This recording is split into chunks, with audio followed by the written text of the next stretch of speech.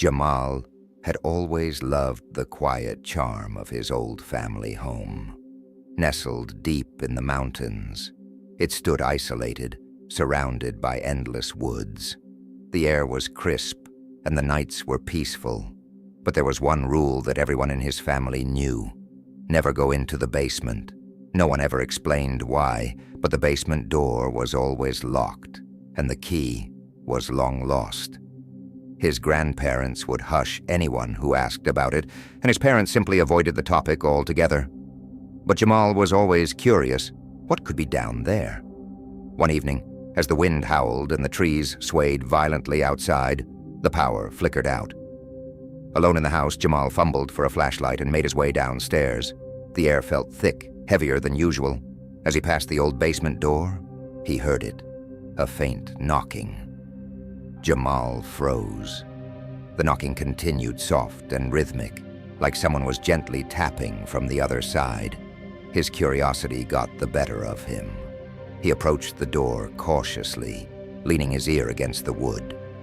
From the darkness beneath the floorboards, he heard something he never expected, a voice, faint, distant, but unmistakable. "Help me. Please." Jamal's heart raced.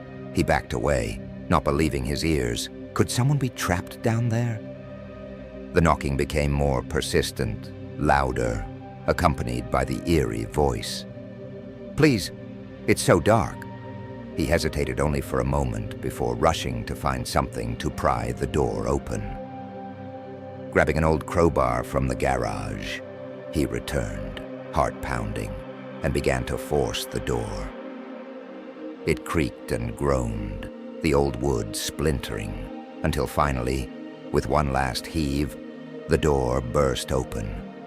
Cold, stale air rushed up from the basement, carrying with it the scent of earth and something else, something foul. Jamal shone his flashlight down the stairs. At the bottom was a long hallway, shrouded in darkness. The voice had stopped, but the air was thick with unease. He descended slowly, each step creaking beneath his weight. The basement was vast, much larger than he remembered. Old furniture was stacked haphazardly, covered in dust and cobwebs. As he ventured deeper, the knocking resumed, now coming from the far end of the basement. His flashlight flickered, and in that brief moment of darkness, he felt it, a cold breath on the back of his neck. He spun around, but there was nothing there, just shadows dancing along the walls. The voice returned, louder now, closer. "Jamal, help me!" The hairs on the back of his neck stood on end.